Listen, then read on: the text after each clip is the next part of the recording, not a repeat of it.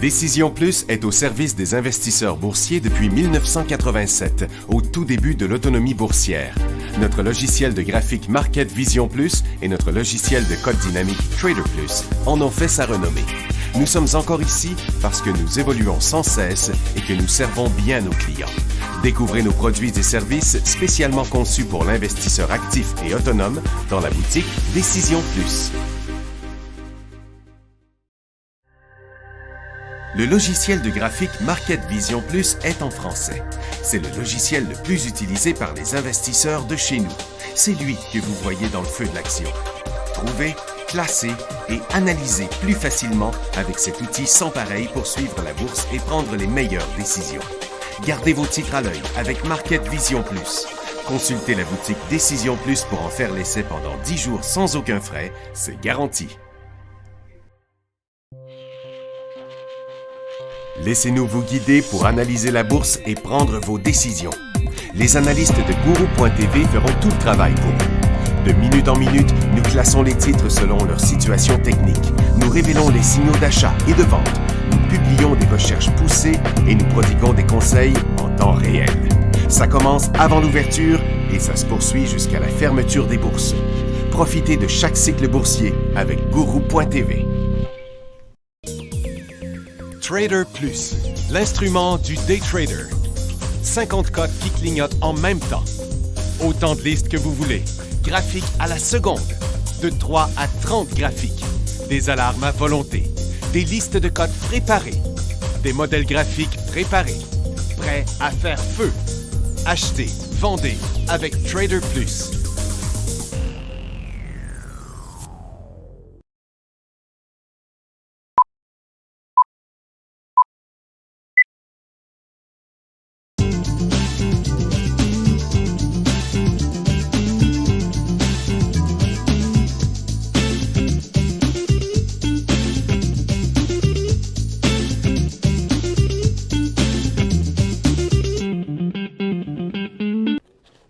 Bonjour, bienvenue dans le feu de l'action, émission du mercredi 13 novembre 2019. Jerome Powell est en train de parler à CNBC. Il n'a pas fait monter le marché, il n'a pas vraiment fait descendre non plus. Ça bouge pas beaucoup. Il dit pas grand-chose de plus que d'habitude. En tout cas, pour l'instant, il n'y a rien révélé qui a provoqué quelques excitations que ce soit sur le marché. On a encore des marchés presque à zéro, très peu de... On a moins... c'est des peanuts, là. Juste une très petite baisse, c'est à peine un point. Là. Il n'y a pas de mouvement du tout là, sur le marché. Sur le secteur de Toronto, on a l'or, les aurifères qui sont en hausse, la consommation de base, les industriels, mais ça paraît des gros mouvements, mais ce sont des petits mouvements parce que le marché a été tellement tranquille. Le marché est tellement pas de volatilité. On a déjà eu des grosses cotes sur le marché, mais regardez, il y a une succession de jours là, où on n'a à peu près pas de volatilité sur Nasdaq. Regardez sur New York, là, c'est juste quelques petits, des petits mouvements temporaires qu'il y a eu, mais c'est très, très peu de volatilité. Mais en tout cas, surtout, pas de direction. Comme vous voyez, c'est la 5e journée qu'on se déplace de côté sur chacun des marchés. Donc, il n'y a aucune progression, aucune régression, exception faite du marché de Toronto, qui, lui, est un petit peu plus fort, qui est juste à peine à sa résistance là, dans le moment. On a quelques résultats financiers. Lufkin Coffee, moins 24 à moins 32. Dur à expliquer pourquoi le titre est en hausse avec un mauvais résultat comme ça, mais ils ont 557 % d'augmentation des revenus. Tilray, moins 3 cents à moins 5 cents.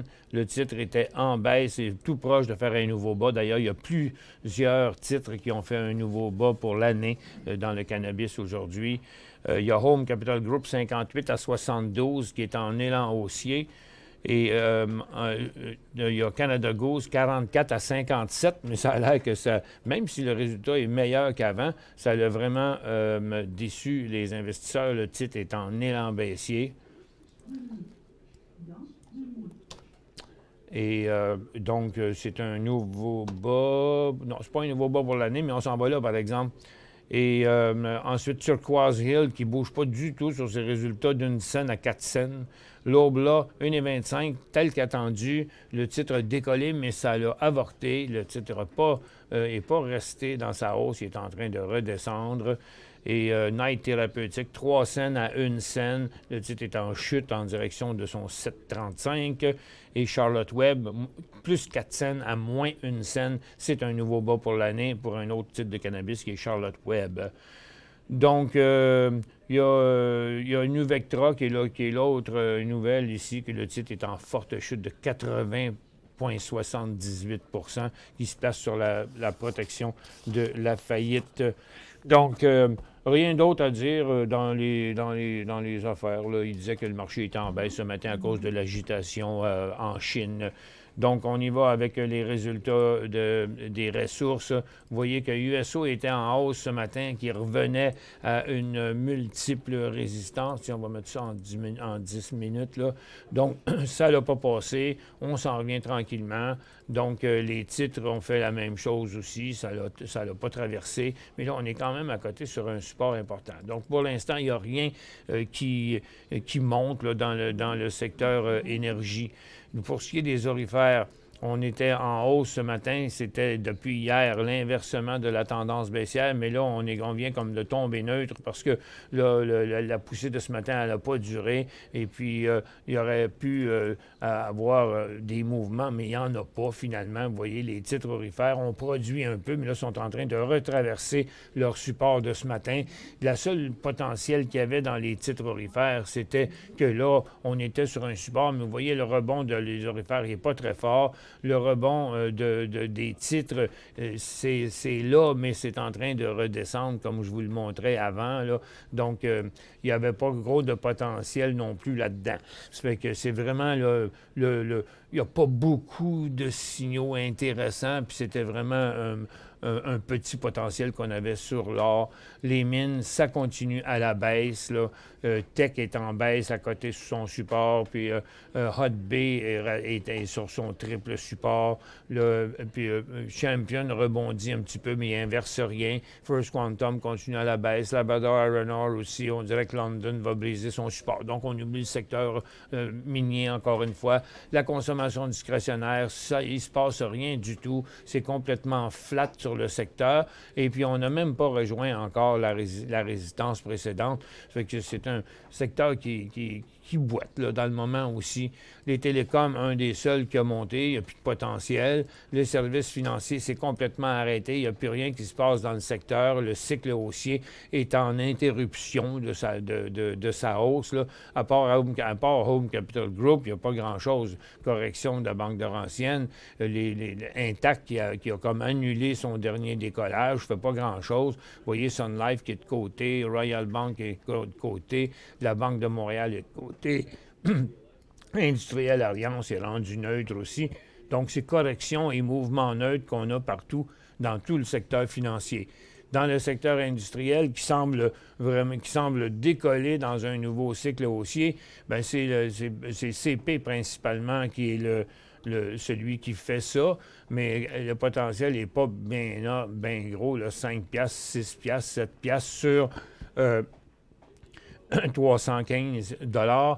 Et Canadian National Railways aussi qui remonte. Ces deux titres-là sont bien plus pesants que les autres.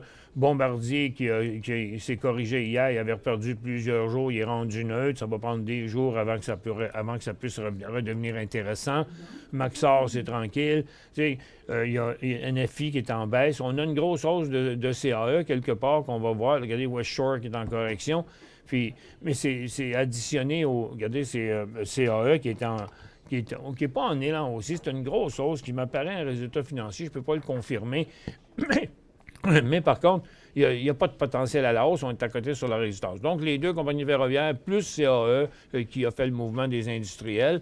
Real Estate, c'est super flat. Services aux collectivités, bon, on a quelques signaux là-dedans qu'on a eu hier d'Energex.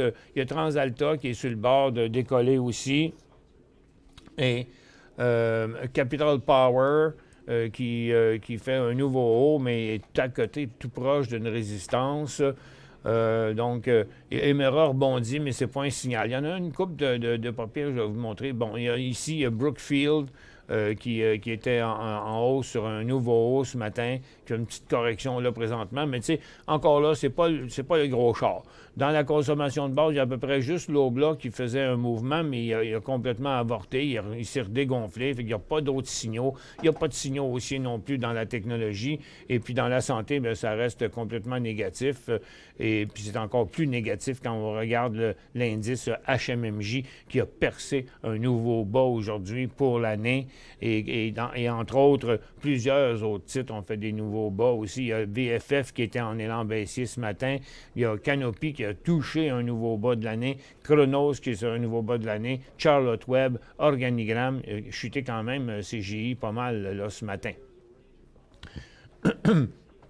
Il y a Emerald Health aussi. Il y a Canopy River qui est passé en dessous de son support à un nouveau bas de l'année. Il y a Alephia qui est en train de tout annuler son dernier cycle haussier. Et puis, il y en a plein d'autres là, qui pourraient venir à décrocher en dessous de leur support. Puis, parce qu'il est déjà sur le plus bas de l'année, ACB, mais il reste encore du potentiel. Là. Est-ce que ACB pourrait tomber à 2$? Absolument. Ça ne fera pas nécessairement, mais est-ce qu'il peut le faire? Oui, ça peut le faire. Regardez, Medifarm qui est venu traverser un support et reprendre une tendance qui est plutôt baissière. Afria aussi, qui est sur le bord d'un nouveau bas, et ainsi de suite. Neptune, Green Organic, Hexo, Alcana. Vous voyez, là, tous ces titres-là, là, écrasés en bas, là, qui rebondissent même pas. Donc, la communauté n'est pas acheteuse là, dans le cannabis là, présentement. Donc, on a fait le tour des secteurs. Là. On a eu quelques petits day trades ce matin. Clovis a été un des plus beaux. Il a vraiment fait des beaux signaux ce matin. Il a donné un signal après l'ouverture ici à 5,80 jusqu'à 6,20. Après, regardez, il y a eu un autre inversement ici de 6,20 jusqu'à 6,60. Puis là, bien, il y en a encore une possibilité d'autres. On sait que Clovis, il y avait quand même un beau graphique hier. On l'a analysé pour une couple de personnes. Qui est ici. Bon, il n'est plus là-dedans. OK, attends un peu. Je vais retourner le chercher. C'est pas là, mais ici, c'est CLVS dans son graphique quotidien. CLVS.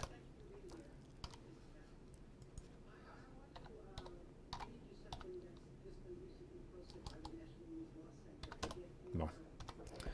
Tiens, donc, un revirement d'une longue tendance baissière, là, avec ses plus gros volumes de l'année aussi, qui sont en train de pousser là.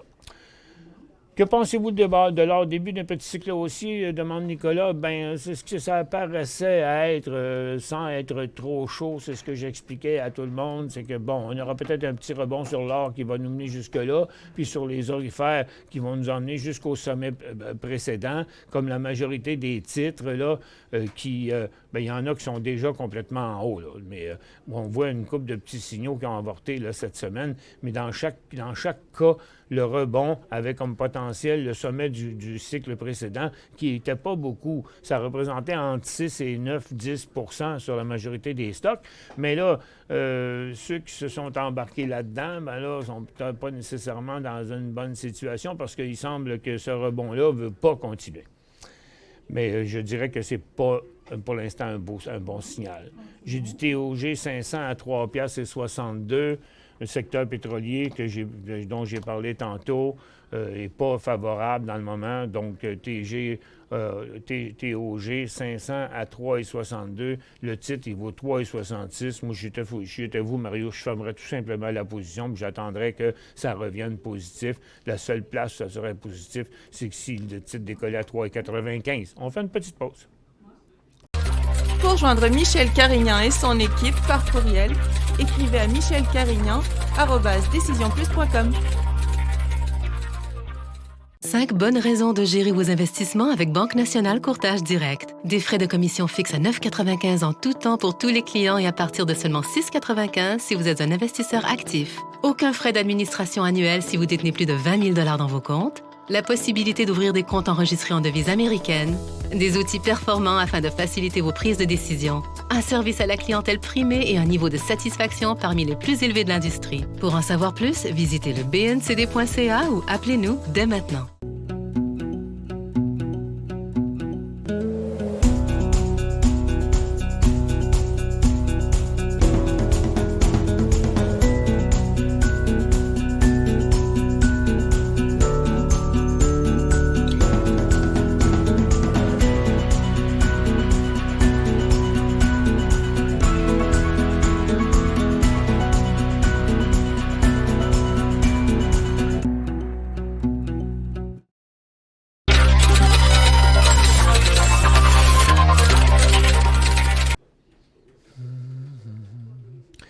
Bon retour.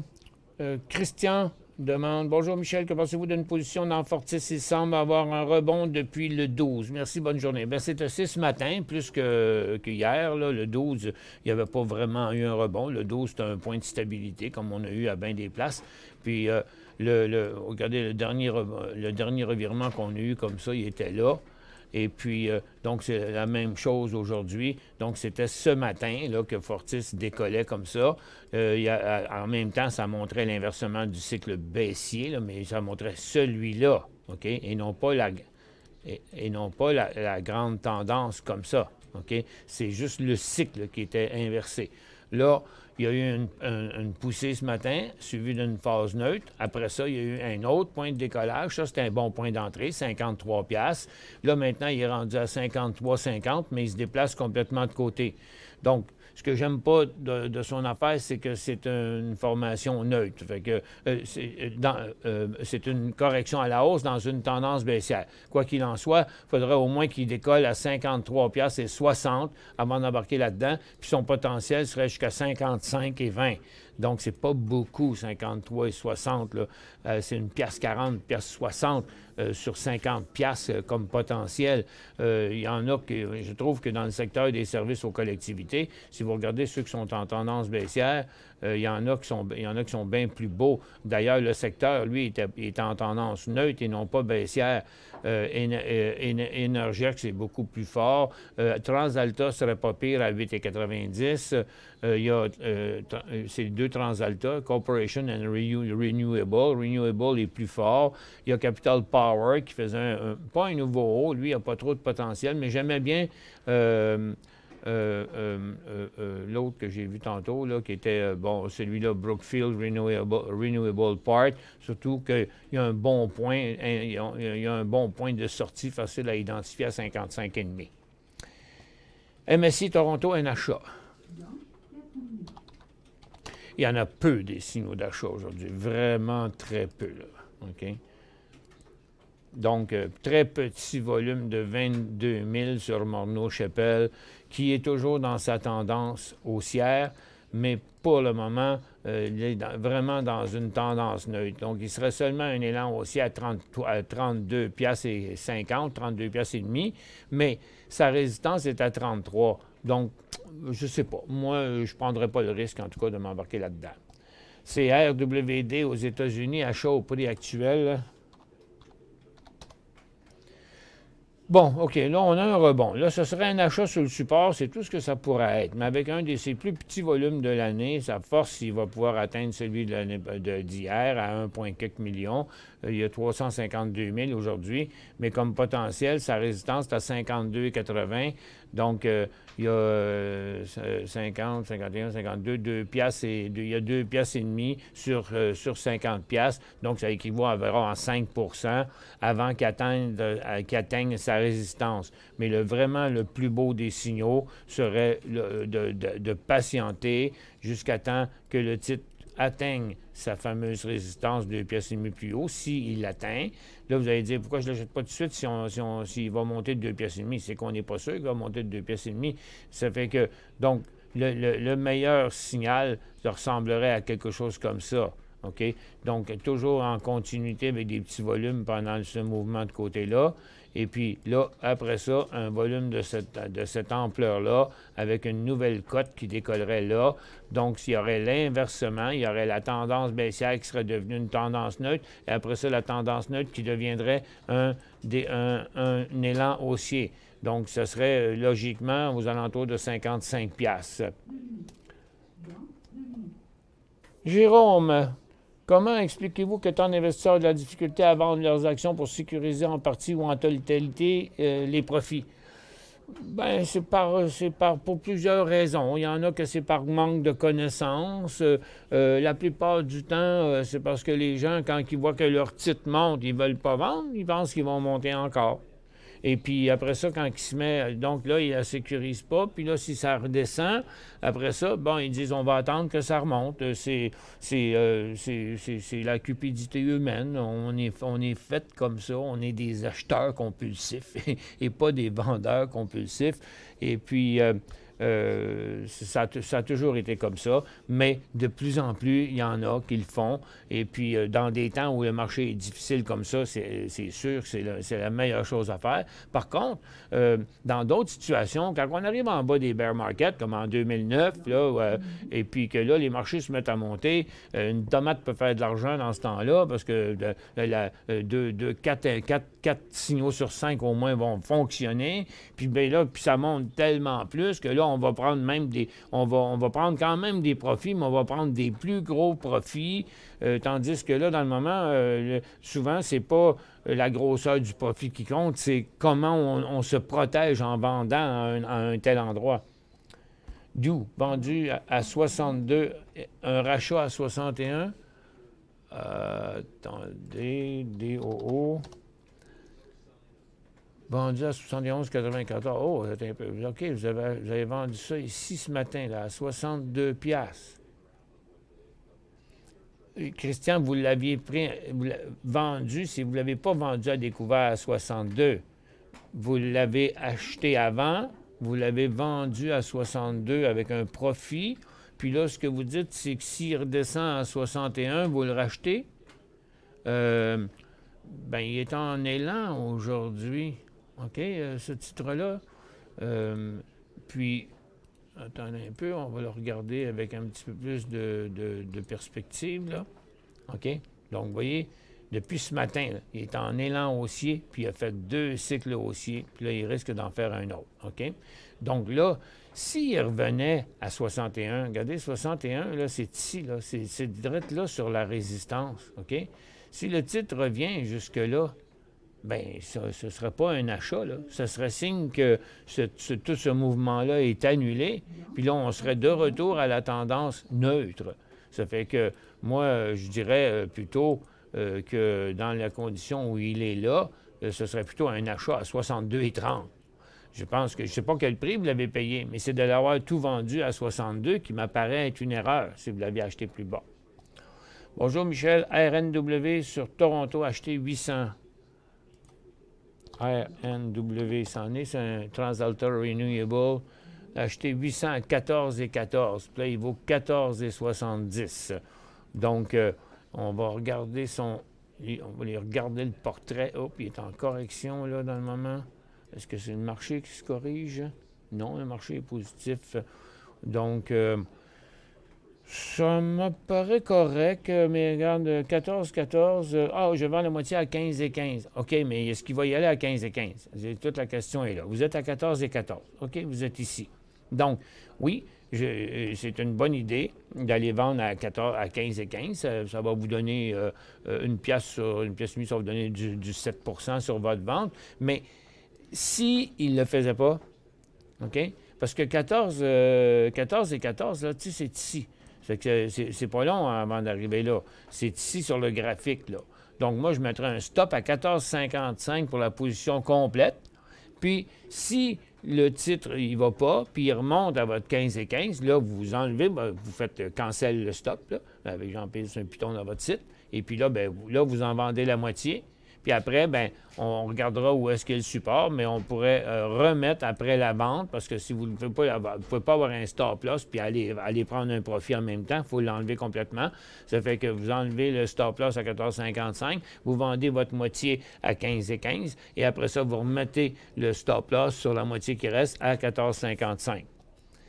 J'ai un petit long à 6 piastres sur Clovis CLVS qu'on a vu tantôt. À 6 piastres. Il vaut 6,45. Donc, à 6,60, vous faites du 10 %. Puis là, bien, il est hésitant un peu, mais il est encore vraiment beau, je trouve. Donc, l'idée, c'est que à très court terme, on ne voudrait pas qu'il vienne à 6,30, OK? Donc, moi, j'étais vous, là, parce que vous n'avez pas beaucoup de marge de manœuvre. Là. Vous ne l'avez pas acheté en bas à 5,80. Là, vous l'avez acheté à 6 c'est ça, 6 piastres, qui est ici. Right? S'il perce son support là à 6, puis il se ramasse à 6,30, il va se ramasser à 6 piastres. Puis là, ça va être bien fatigant parce qu'il va être sur sa ligne de tendance. Puis là, après ça, s'il décroche, il va devenir une perte quand il aurait pu être un profit. Donc, vous avez 2-3 solutions.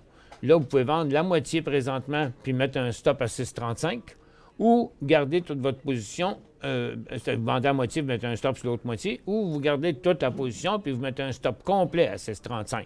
OK? À une de ces deux-là, moi, que je préconiserais. Que penses-tu du gaz naturel actuellement à 2,5 piastres? Bien, je pense qu'il s'en va par en bas. Regardez, il est en élan baissier aujourd'hui, le gaz naturel, là, dont on va le voir avec un graphique un peu plus long. Donc, vous voyez, là, il vient de sauter en bas d'un support de 2 jours. Puis là, il n'y a vraiment pas gros de rebond. Il est en bas de son dernier support qui était l'autre côté ici, là. Et puis, donc, c'est encore...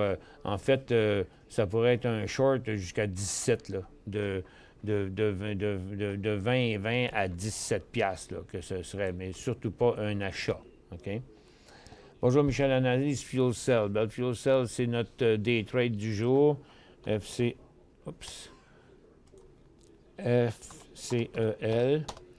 Il est quand même beau aussi, puis il y a beaucoup de batteries qui sont en feu. Donc là, présentement, à 75, il y aurait inversement de ce cycle-là d'aujourd'hui. Mais tu sais, il passait quand même une très belle résistance, là, Fuel Cell. Ça fait que, donc, il serait même encore un élan à 90 cents environ, 88-90 cents, il serait encore en élan haussier. Donc, moi, je trouve qu'il est quand même beau. Donc, là-dessus... Vous voyez, là, regardez là, de cette manière-là, il est à sa résistance de juillet, il a passé sa première résistance là. Donc, s'il redécolle ici, là, il est dans un ciel sans nuages. Tu sais, c'est comme un très, très beau mouvement. Vous voyez, c'est quand même un gros inversement, son affaire. Donc, aussitôt qu'il repasse sur un nouveau haut, c'est un go, 90, 92, 95 cents, c'est un go. CSU à Toronto. Constellation Software. Achat. Ben moi, je ne l'achèterais pas là, à Ghislain, parce qu'il n'y a pas de potentiel. Là. Regardez, le titre, il était dans une grosse phase neutre. Après ça, il est comme venu passer un peu à travers, mais il est retourné dans sa phase neutre. Ça fait qu'il est neutre. Là. Dans le moment, là, il serait un achat seulement après une pause à 1345, puis c'est quand il décollerait à 1365. C'est parce qu'il y a beaucoup, tu sais, ça qu'à 1 200 $, là, à 1200 $, c'est le temps que ça fait un virement, ça bouge de 25-30 $, là. Je considère vendre à découvert VMD à 8,88.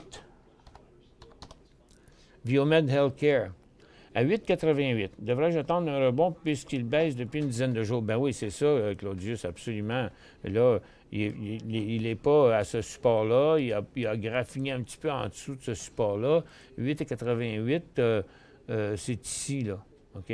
Donc, ce serait un peu fatigant parce qu'à 8,88, il serait sur le bord de l'inversement de son cycle baissier qui serait de 9,10, 9,20.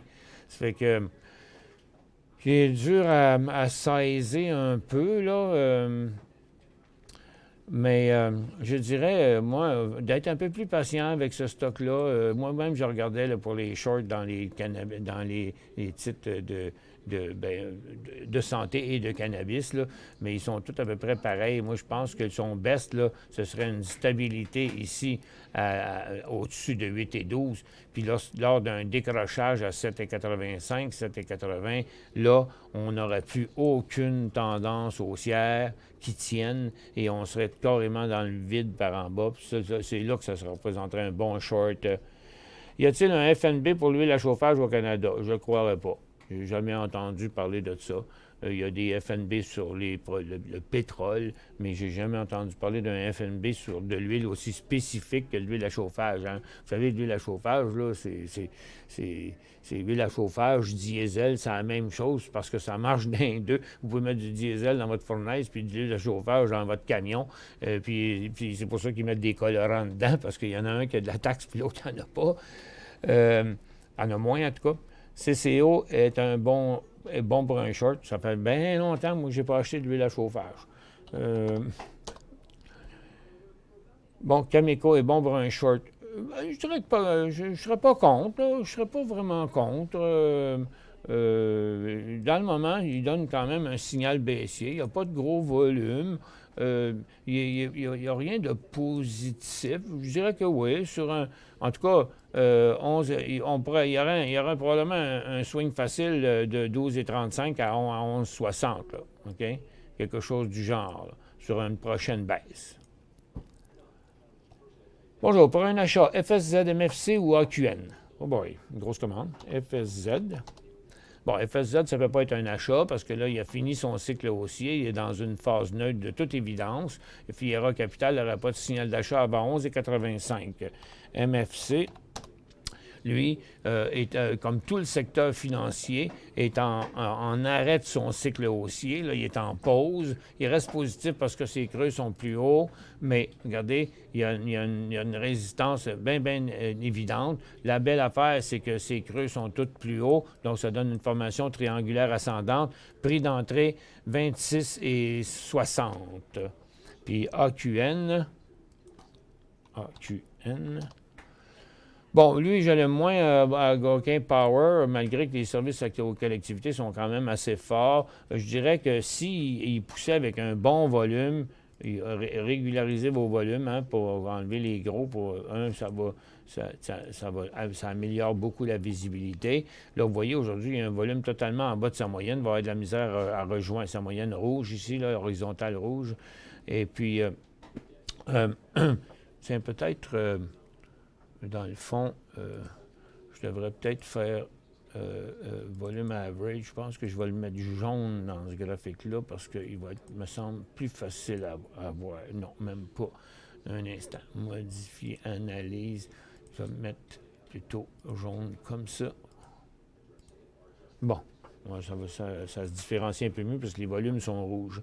Ça fait que bon, je dirais, s'il y a un volume là, d'au moins 1 à 2 millions, puis qui passe les 18 pièces et demie, on serait en voie de penser que le titre, il va décoller au-dessus de sa résistance. Le secteur est déjà quand même positif. Service aux collectivités, vous voyez, il commence déjà à pousser par en haut. C'est ce qu'on demanderait ça, avec un volume plus fort, puis on voudrait que AQN, Algonquin Power fasse ça. Que pensez-vous de HCG, achat 33-39? Bon, HCG 33 et 39, depuis un certain... achat 33 et 39 depuis un certain temps, il n'a jamais été à 33 et 39. Là, je me demande comment vous avez fait pour l'acheter là. 32 et 75, c'est son top, là. Donc, aujourd'hui, il a décollé sur un résultat financier, OK? Mais c'était déjà un titre qui était en tendance haussière. Là, il y a eu un petit peu de volatilité, puis maintenant, il est revenu à sa résistance. Je pense que ce que vous vouliez dire, ce serait achat, vous voudriez l'acheter, OK? parce que vous parlez depuis un certain, depuis un certain temps, là, je ne comprenais pas la phrase, là, mais 33, 39, je ne saurais pas non plus pourquoi, 33, 39, là, mais 33, plus que 30, un peu plus que 33, il va être en continuité de cet élan haussier-là, puis ce serait favorable. Maxar sur Nasdaq, achat 11,80. Achat ou acheter, on le garde ou pas, donc c'est acheter. Bon, vous êtes à 11,80. En tout cas, là, pour l'instant, il est à 12 et quelques sous. Le minimum que vous devriez faire, en tout cas, c'est de mettre un stop à 11,80 au prix payé ou 11,85, là, parce que, bon, nous, notre stop il est plutôt en bas ici, là, mais ça dépend de votre risque. Vous êtes à profit. Si vous pensez que bon, il n'est plus bien beau là, on ne l'achèterait pas si on ne l'avait pas là, à ce niveau-là. C'est clair, parce que il s'en retourne par en bas. Donc, vous pouvez fermer la position là avec un petit profit ou encore mettre un stop-loss puis tenter de le garder à 11,85 puis il vous restera encore un petit profit, ça, un des deux. Mais c'est sûr qu'aujourd'hui, on ne l'achèterait pas. Michel Bretti a analysé ABT-AT. ABT Toronto. C'est à botte, ça? ABT. Non, Absolute Software. Bon, bien, quand il passera sa résistance, il pourrait être intéressant. C'est un titre qui ne fait jamais beaucoup de volume. Je ne l'aime pas bien pour ça. Rien qu'à regarder son graphique hors séance, intra-séance, vous voyez, là, ça fait juste des petits points, cette affaire-là. Mais s'il passe à 8 et 10, bien, puis il n'y a pas, c'est pas un titre payant non plus, hein, parce que regardez, avec ça représenterait une hausse de, ce serait 1, 2, 3, 4 mois. Donc, 4 mois de baisse, là, si on rachetait ces 4 mois de baisse-là, ça nous donnerait de 8 et 10 à 9 et 10. Une pièce, mais il faut qu'il monte de tout ça pour une pièce. OK? C'est ce qu'on appelle un titre qui n'est pas volatile, qui n'a pas de volatilité dedans. Il ne bouge pas gros dans le prix. Puis il n'y a pas non plus de liquidité. Il y a 63 000 actions achetées aujourd'hui. C'est pour ça que ce genre de titres-là, je ne les aime pas du tout. En tout cas, à 8 et 10, ce serait un signal, mais attendez-vous pas à des pourcentages de 25-30 dans ça, là, parce qu'il y a un potentiel de 10 maximum, s'il retourne jusqu'à son top. Est-il trop tard pour WCN et MTY?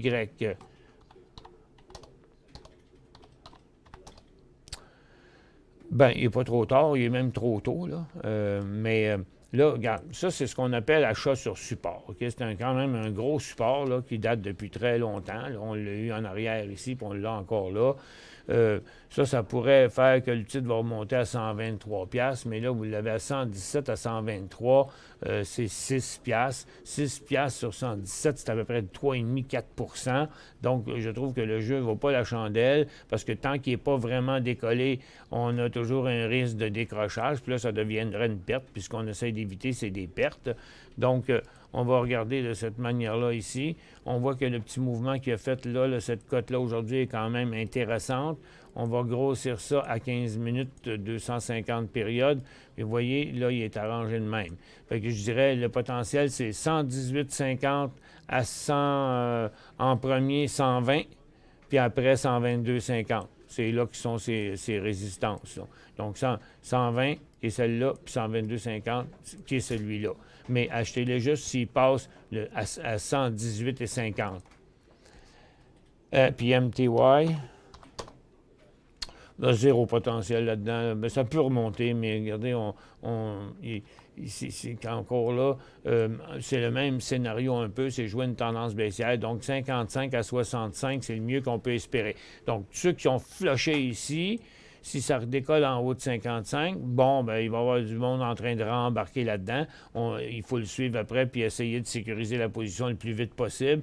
À 55, on sécurisera à 57,5. C'est ce qui donnerait 5 de jeu, puis ce qui vous permettrait de descendre à 52,5, qui serait là, OK? Donc, l'achèterait à 55, on sécuriserait à 57,5, puis on sortirait, si jamais en catastrophe, à 52,50.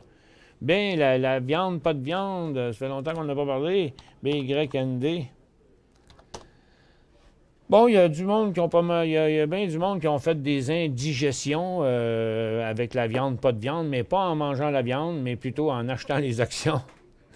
Et puis d'un autre côté, ben, il y en a qui ont fait un méchant bon lunch s'ils ont shorté le stock ici. Parce que là, ils ont fait de l'argent. Donc, c'était un short. Pour l'instant, il n'est même pas encore complètement stabilisé. Pour le moment, je dirais qu'on ne devrait pas s'embarquer là-dedans, pas acheter ça, à moins qu'ils viennent se stabiliser ici, juste sous les 90 $, et puis après quelques jours de pause, qui traverseraient les 90 $ à 90. C'est vraiment volatile, là. 90 ici, puis c'est 99 là. Il y a 10 piastres. OK? Ça va vite, là. C'est 20 piastres. Il y a 20 piastres par échelle, ici, là-dedans. Ça fait que, donc, le prix, là, sera 97 piastres si le titre vient se stabiliser en dessous de 90. Il n'y a plus personne qui ne reçoit rien. Depuis à peu près 5 minutes, le stream... On a tout perdu. Ouais. Mais c'est la deuxième fois qu'on fait ça. On a perdu le stream l'autre jour en pleine émission de même. Il faut juste faire un stop. Ben, en fait, c'est moi là-bas. Ouais, là c'était pas les mêmes raisons là-bas. Là. Ça, c'était clair que c'était... Tu le flushes? Oui, j'ai pas le choix.